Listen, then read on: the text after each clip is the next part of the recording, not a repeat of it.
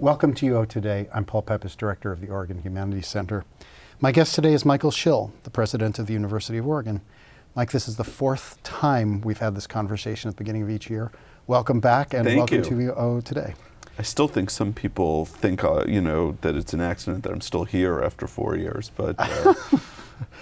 So, since this is the beginning of your fourth year, let's first talk about accomplishments over the past year that you're especially proud of. So I think there's a number of things that I'm really pleased about. One is that we broke ground on the Knight campus. We hired a great director from Georgia Tech, who's going to be the director of the Knight campus. His name's Bob Goldberg. We are starting to hire faculty, so that big thing is that vision is now coming into reality, and that's, I think, enormously exciting. I think, another thing that we did over the past year was really get our act together with regard to student success. As you might remember, when I was hired, I gave a speech in which I said that we really want to be focused on timely graduation for our students. And what we've been able to do over the past year with Andrew Marcus as well as other folks is to be able to put that vision of really focusing on great advising, not just great academic advising, but great career advising. Put it together. We made a commitment to hire 25 new advisors, and we're going to put them all in the newly built Tykes Hall, which is coming online next year. So that all of those things are sort of in line, and I really believe we're going to make a major move toward helping our students graduate on time, which of course is also going to reduce the cost of education for them. And then, the other thing that we've done, which we've been doing over a number of years since I've been president, is increasing our tenure and tenure track faculty. And now we're up about, I think, 62 net new faculty over the past 4 years. And that is the core of our university. And we've made some great hires all the way through the university, and they're already enriching our research, enriching our teaching, and so that was just another thing that I was really pleased to see happen. So let me ask you a quick follow-up. You said that this new focus on student success will lower the cost of education for the students. Explain that. Because what we see is, when I became president, only 48% of our students were graduating in 4 years. If you take longer than 4 years, what's going to happen is, number one, your costs are going to go up because each year you're here, there's mandatory fees, you have tuition, but even more importantly, you're not going to be getting a job with a degree, so you're not going to be able to earn incomes based upon the fact that you have a college degree. So the quicker we can get our students out in terms of to graduate, which is 4 years, and establishing that norm of 4 years, the cheaper education's going to be for them. And we've already made significant progress. The last time I looked, our 4-year graduation rate had gone from 48% to 56%. Now this bounces around a little bit, but I'm really pleased with that, and we need to make more progress. Our 6-year graduation rate is over 73-74%. But the better we can do there. And the other problem with a low 4-year graduation rate is the students who get in the most trouble with regard to debt are not the students who graduate in 4 years or even 6 years, as long as they graduate. The ones who get in the most trouble are the students who end up taking on debt and not graduating, because then they have the debt and no way to repay the debt. And so we really want our students to graduate. We want our students to understand, in order to graduate on time, they need to take 15 credits per quarter. And that message, I think, is out there. So I think we've changed the culture. Mm-hmm. So you mentioned the Tykes Centers, Tykes Hall. Do you have an ETA on its completion? Do you have any idea? Yeah, we're hoping that the CAS dean and the interim dean for CAS and the staff move in over the summer of this coming summer. So about 10 months from now, 11 months from now, and the advisors move in, and it will be ready for students, we hope, for the next school year. And during that period, we're going to be hiring lots of new advisors. Because one of the things that was most exciting to me about the vision that Andrew had for the Tykes building was understanding that students who are going to pick a major, going to pick courses, frequently also want to should be thinking about their careers at the same time. These decisions are not divorced from each other. We want students to take a liberal education. That's what the University of Oregon is all about. But we also want them to have in mind their end goals. And so we develop both of those together. So that's what we're going to be doing. Each advisor in Tykes is going to be cross-trained to both provide academic advice and also career advice. And you think that's pretty obvious. You think that most schools do it. It's actually pretty unique. Yeah.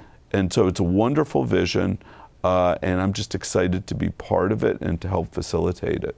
So you've mentioned Andrew Marcus a couple of times, and as you mentioned, he's recently announced that he's stepping down at the end of December. Can you say something about, is there anything you can tell us about the plans to find his successor? Sure. So by the time that this is aired, the interim dean will be named, and we've done a lot of consultation. The provost has been the person who has done most of the work in terms of going to meet with all the department heads in Cass, what are called the WISE heads, the senators from Cass, and a number of all the deans. I think that the interim dean is going to be a terrific person, and will carry on Andrew's vision, and will get us into a really good place in terms of when we go out and look for a permanent dean. So let's go back and talk a little bit more about the Knight campus. You told us about the progress that's been made. Can you tell us a little bit more about some of the sort of core programs that are going to be there? In particular, I'm interested in the interdisciplinary data science initiative. Can you tell us about that? Right, so the data science initiative is actually separate from the Knight campus, but it coexists, and it obviously will strengthen the Knight campus. And that is so data science is obviously, data's all around us. Many universities are creating data science programs. We do not have one at the moment. And what I had heard repeatedly is that for our faculty, in a broad range of disciplines, whether it be the humanities, whether it be geography, whether it be the sciences, with social sciences, business, that they cannot do the work that they want to do without colleagues who are really well versed at looking at large agglomerations of data. So one of the things that we've done is we have built our infrastructure up, but we have high speed, high performance computing. We now have links that get data out very, very quickly, state of the art, and now we're going to hire faculty. And so over the next 3 years, Bill Cresco, who's in charge of this, is going to be going to be helping with searches ranging again from digital humanities to geography to business analytics to genomics, computational genomics. So it's a very exciting initiative that will help every part of the university as we move forward. It will also help the Knight campus, because what we know is that a lot of science and applied science is based upon data and data analysis. And so the Knight campus is, right now getting ready to make their first hires. They may do a data science person in the Knight campus, but what they're doing is they're creating a strategic plan, they're working with all sorts of communities around the university to develop what sort of a faculty they want, what 5 or 6 areas in the first phase of the Knight campus they want to move forward. It'll be, in all likelihood, life sciences, but where you go depends on where we think we can make a difference. And we're developing really close relationship with OHSU, and I'm really excited. Bob Goldberg is an amazing scientist and is hitting the ground running. So it's a big moment for the University of Oregon. And I should say, there is a rumor in some parts of the university that the focus on the night campus is going to take resources away from other parts of the university. That is really entirely wrong. All of the activities of the night campus are supported by the gift. And so it's always a positive, and actually will probably end up returning resources to other parts of the university through interdisciplinary programs. So, for example, one program I was talking about with Bob Goldberg recently was an artist in residence program at the night campus. That's a cool idea. But it's not a zero-sum game with the night campus. Very important. So let's talk a little bit about the institutional hiring plan. So remind us first what that is. And then the second question is, what are the priorities that the 2018-19 plan addresses? So the institutional hiring plan is a new way for us to be hiring faculty. It is basically, what it's saying is, about 2 years ago, we realized that for many of the departments, it was very difficult for them to take on the risk of the retirement plan and health costs, as well as collective bargaining, that the department heads and the deans didn't control those expenses. So what we did was we took on the payment of all tenure and tenure track faculty. What we also did is said, well, if we're going to be paying for everybody, we're going to have a role in who gets hired, in the sense of being able to sort of say, are the people going to the areas on campus where there's a need for tenure track faculty? And that's either in areas where students are taking courses, where the requirements are bigger for student enrollment, or it's areas that we want that the university wants to grow strategically, areas of scholarship, areas of research, areas of teaching, new initiatives like the data science initiative. So what we did is, every year, what happens is the department heads meet with their faculty, they propose hires. The dean then makes a proposal based on that, doesn't accept everything, makes a proposal to the provost.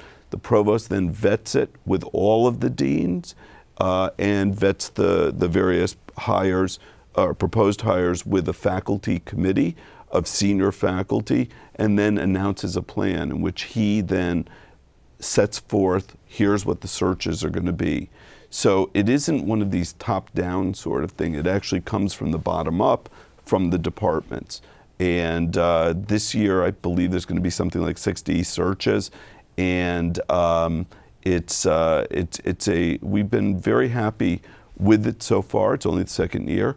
I think some of the hiring that's going to be in this are going to be night campus, the data initiative, and then just a wide variety. So there's musicology has one. I believe geography has one, law. So, business has number. Business is going to be a priority because they have the need for additional faculty, partly due to increased enrollments. So every year it will be something different. And but what it will be is strategic hiring. It won't be sort of a sleep at the switch hiring, that just because someone retires in an area, we're going to try to self-replicate. That's a problem with higher education. And we're not going to be doing that at the University of Oregon. So tell us a little bit about the most recent administrative hires, the new deans and stuff that you've hired. So it seems like all I've been doing is hiring deans since I've gotten here. I think every year we've talked about that. Yes, and now actually all of the deans are new except for Randy Camphouse at the College of Education. So we've really had a tremendous turnover in our deans, and I think that that can be understood by the fact that we've also had tremendous turnover in our administration, and the school is moving very forcefully into the future. So we've hired three new deans and a vice provost this year. They're all showing up right now. They're all here. The first is Sabrina Madison Cannon, who is the dean of the School of Music and Dance. And Sabrina's really interesting because she's a professor of dance rather than a professor of music. First one, I believe, in the School of Music and Dance, and has hit the ground running or dancing or whatever you want to say. Janet Woodruff Borden, who is the dean of the Graduate College, also just got here. She's a psychologist. Gabe Paquette, who is a historian, who is Dean of the Clark Honors College, and Carol Gehring, who is a Vice Provost for Online Education.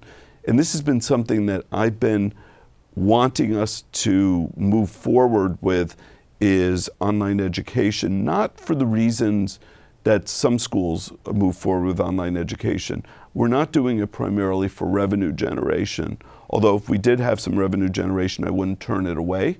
But what we really want is online education to help us with student success, help us create opportunities for students. Let's say you didn't do well in a class in your first quarter, and so you've missed something in a sequence. Instead of waiting a year and all of a sudden now being a 5-year graduation, what we want you to be able to do is pick up that class online. So we're going to be looking at which courses to put online based upon very strategically focusing on student success. We'll also do online education with regard to graduate master's degrees. So I'm excited about that, and she comes to us from Fairbanks, Alaska, where she's done a lot of this. So I'm going to relocate you to Portland now. Portland. And let's talk a little bit about UO's presence in Portland. How is that evolving, and what are the strategic visions for the Portland campus? So we have a strategic plan for the University of Oregon in Portland. We have something like 47,000 of our alumni are in Portland, so that's about 1/5 of our alumni who are living. And we want to do programs for them. We want to be relevant in their lives, but we also want to use Portland for the education of our students. So right now, it's mostly about graduate students, and I think that's where the focus will be. Business School has a very big program up there, a great program in sports product management, but also continuing education and professional education.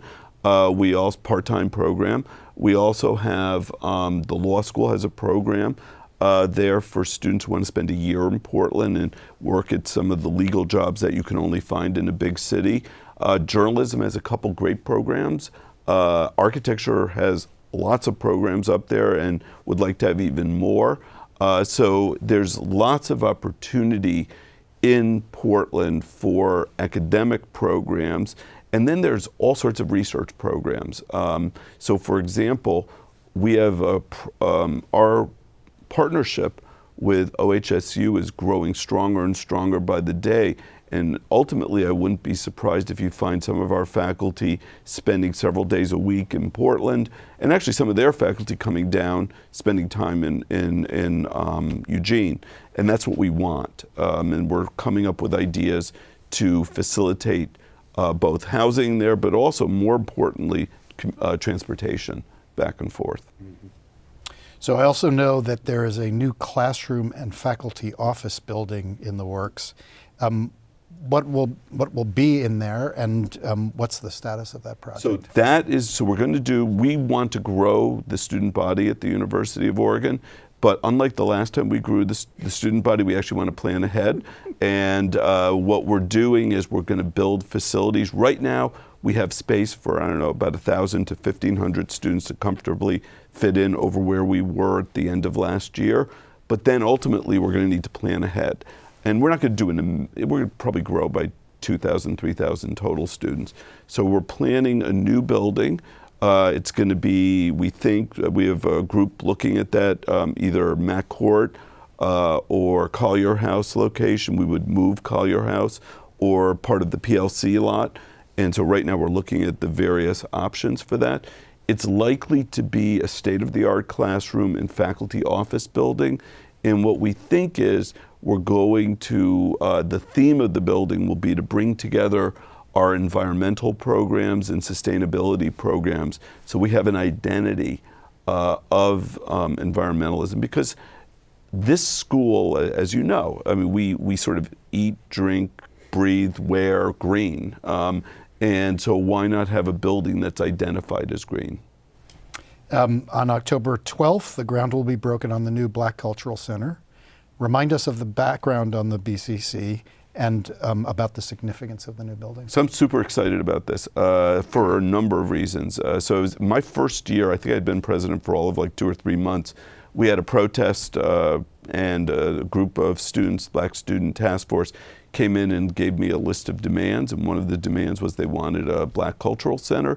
And I didn't do everything on the list, but we did a lot of the things on the list just because they were the right thing to do. And the Black Cultural Center is one of those things that's just the right thing to do. The number of Black students on campus is relatively small. We're trying to get more diverse every day, but the number is small. And so the Black Cultural Center is going to be a new building that's going to go up, and it's going to be both a place of respite, a place where the groups can be together, but also it's going to be a place, and this is one of the things I'm most impressed with the students, because they've been active since day one in planning it. It's going to be a place that's going to be really focused on student success. So they don't just want, parties there. They don't just want televisions and couches. They want to actually have both advising, tutoring, programs, community programs to bring people in. They want something that will help them become graduates of the university and go on and have great careers. And I'm just delighted to be able to support that. We've raised about $1.7 million. Total amount is going to be about 2.2. We want to endow some money for operations. So we're going to break ground in October. This year marks the 10th anniversary of Pathway Oregon. So what's significant about that program, and what impacts has it had for Oregonians? So I think Pathway Oregon is a terrific program. I fell in love with it. I have only one regret, that I didn't create it. It came before I became president, but it's fabulous. What it does is it says to any low-income Pell-eligible student from Oregon who comes in as a freshman with a GPA of 3.4 and above from their high school, we'll pay everything other than your Pell Grant and you'll have basically free tuition and free fees. You'll still have to pay your housing and your food, but it's a tremendous deal. And it's a great program. It is funded by philanthropy, but it's also funded by operating resources. And this is our 10th anniversary. Over 5,000 students have come through Pathway Oregon. And one thing that's important that I sometimes, because I talk about all the financial aspects, it is wraparound advising. And it's what we want for all of our students and what we will get for all of our students. But Pathway Oregon has a ratio of students to advisors of about 300 to 1. That's where we're hoping we're going to get in Tykes for all of our first and second year students, something like 300 to 350 to 1, because it's so important. I mean, I'm first generation student. I came into college. I didn't know everything, what I'm supposed to do. And it's an unusual place. You do need some extra advice to wend your way through. And it's much more complicated today when everybody is majoring, minoring, certificating. The world of colleges is much more difficult than what it was when I was a student. So speaking of the fact that you're a first-generation student, I know that the Board of Trustees recently renewed your contract, which includes a performance-based bonus, and you've decided to donate that entire bonus to a scholarship fund. Tell us about that scholarship fund. Yeah, so as you may know, my mom passed away about 1.5 years ago, and my mom and my dad were neither of them went to college, and they were always very intent that I do go to college. And my mom really made me understand as I was growing up that I could do anything, and I could, compete head-to-head with the students at Princeton. And I wanted to do something to honor her memory. And the board thought that the work that I've done here over the past 2-3 years has merited a performance bonus. And so I thought that what I would do is donate that back to the school to support a scholarship fund. Each year we'll have a student or students who will get a scholarship who is a first-generation student. And I'm really, really excited about that.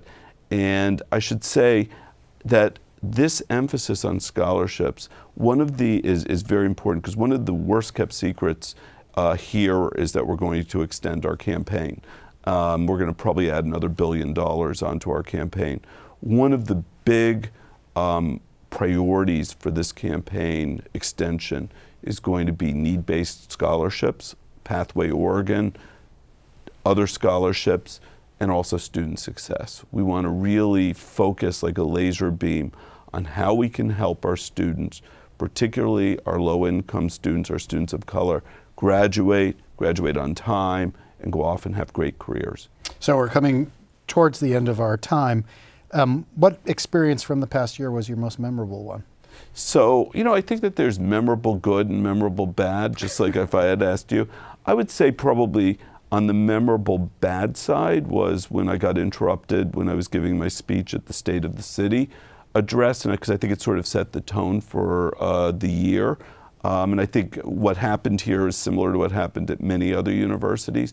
And, I think that it created some difficult moments, both for me and for some students. And I think it also set the stage for some good things, which is an analysis and really thinking about freedom of speech on campus. It was a way for me to learn more about what some of our students felt, but it's also a way for some of them to learn more about the values of freedom of speech. So that's on the memorable, not so good, leading to something good, hopefully. And on the memorable good is, it's almost like last weekend. So last weekend I had a barbecue for about 60 students, and I had them over, and it was so much fun, and they're so impressive. And these students love the University of Oregon. And I have to say, the students I frequently come into contact with are frequently, because of nature of my role, they're coming to me with a complaint about something or something that isn't going well. It's just really wonderful. And that's really important, to be open to those complaints. That's how you get better. But it's also wonderful to know that the vast majority of students here love this place to pieces. They think they're getting a great education, they're making lifelong friends, they're maturing, and it's great for me to see them every now and then. And what it's made me understand is I need to get out more often. Oh, that's a good idea. Okay. So we have 30 seconds left. My last question. I know that you're a very enthusiastic reader. Have you read anything recently that you would recommend? So yeah, and that doesn't mean I love the book, but I would recommend it because it's going to be an important book. One book that I've read is, I read a book called The Gatekeepers, which is about chiefs of staff for presidents, not university presidents, but presidents. It's a political science book, really interesting book. Second book is a little more controversial. It's called The Coddling of the American Mind. I'm sure you probably have read it or read articles about it. It's by a psychologist at NYU and the head of FIRE, the First Amendment organization. And it's about our students, and not necessarily University of Oregon students, but college students. And I think it's an important book. Again, I don't agree with everything in there, but an important book. And then I just picked up Doris Kearns' new book about leadership among Abe Lincoln, the two Roosevelts, and Johnson. And I think that's going to be an interesting read sitting on my bed right now. I read the first 10 pages. Well, Mike, thanks again for taking the time to speak with us. Good luck this year, and we'll see you in a year. Thank you. I look forward to it. I've been speaking with Michael Schill, the president of the University of Oregon. Thanks for watching.